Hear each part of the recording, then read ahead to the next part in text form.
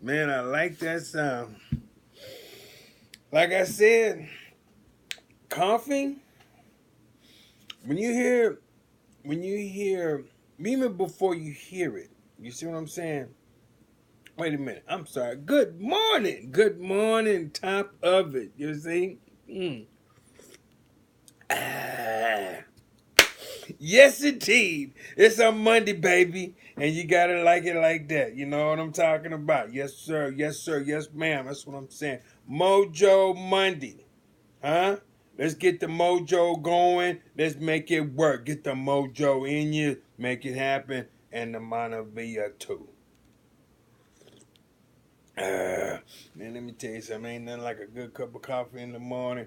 Coffee, that aroma. You see what I'm saying? We already discussed it. The aroma itself, even before you brew it, after you brew it, hey, you know, and then tasting it, and then sitting there watching it walk around the house.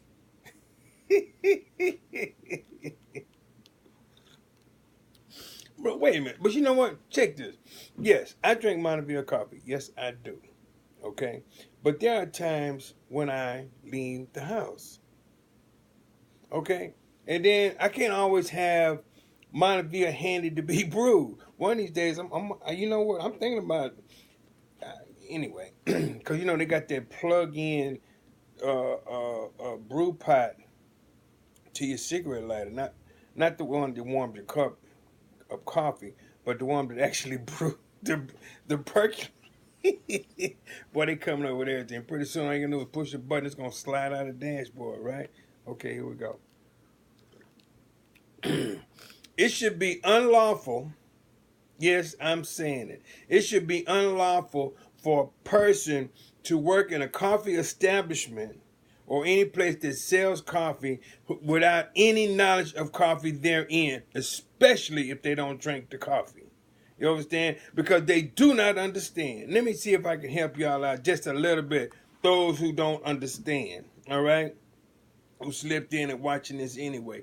Wait a minute. First of all, when you brew a cup of coffee, okay, here's a one little known fact.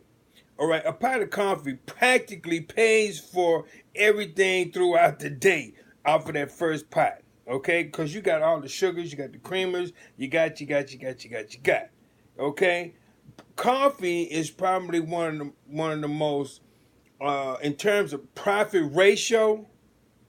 Yes, it's up there. Okay, so stop with you can't, you don't have time to brew a cup of coffee and all this other thing. Well, you know it when you optimum optimum coffee flavor. Okay, 200 degrees on the water. And stop trying to use all these old fancy waters. You know what I mean? Cause it ain't happening. So you use some spring water and make sure the water's cold. Tap water ain't it. And by the way, we're gonna talk about that with this Monteville coffee. Why? But anyway, we're gonna talk about that tomorrow. But check this though, okay? You know, when you got your coffee sitting there on an urn, all right, 30 minutes into it, it's cooking. It's not warming anymore. It's cooking, and there's no worse smell on this earth than some burnt coffee. Okay? And then tasting it, forget that. And here's the other one, lukewarm coffee. You know, hey, set a timer. That's what they do at Starbucks.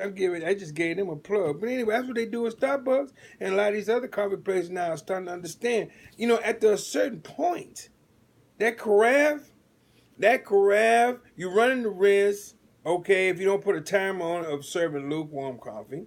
You know, the ones on the burners, okay? The hot plates or whatever it was, after 30 minutes, it's cooking. Okay? You know? And then you say, well, I don't drink coffee. Well, then you need to stop fooling with it if you don't drink it. But since you are, understand. Just like any other job you get, figure out what you're supposed to know about the job. Okay? Yeah, I'm upset. I went to this place the other day. I was at an event, okay? And then I asked the lady to, I said, would you mind making some fresh coffee? And then her and the other lady looked at me like I just asked them to, you know what I'm saying? And then so I went the obvious route to keep it down, because in the end I wanted to get some fresh coffee. So I said, neither one of y'all drink coffee, do you? And in unison, no, we don't. Well, see, this is why you don't understand. So let me bring it home for you. Let me try to help you with this one. I say, so obviously you probably drink Coke, yeah. I say, you know what's worse than drinking, or even maybe comparable to some lukewarm coffee? Try drinking a flat Coke. Ooh, right. So now you understand. And they immediately went and started making some fresh coffee.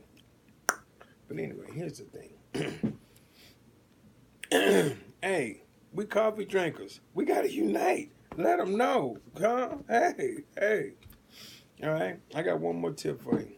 All right. You know you got coffee cups. Don't drink your coffee out of a styrofoam cup. All right. That is a chemical product. Okay. And you're setting off a chemical reaction unknown to yourself.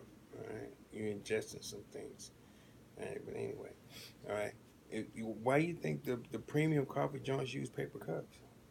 Hello, all right. And then there's the cup and the mug. You know what happened with the mug? The rim, okay, the rim. All right. If you notice, a coffee cup, okay, compared to a coffee mug, the rim, this part right here, is thicker. Check out this science right here. The reason why is because you understand, as you lift the cup tilted towards you, okay, now the coffee liquid has to come up over, okay, the rim, that thickness of the rim. So the thicker the rim, the longer it takes, you know what I'm saying, and the thinner the amount of coffee in terms of separation and volume. Okay, so as it comes up over that rim, it goes through a cooling stage. Yes, so it cools a little bit just before it hits your tongue. See, they thinking. They think. You didn't know that, did you? But this is very true. Check it out. This is why a coffee mug has a thicker rim. All right. So we're gonna get into some more stuff. Hey, get your mo on today. All right. Stop talking about mojo working. Hey, celebrating life. We living it. Toast.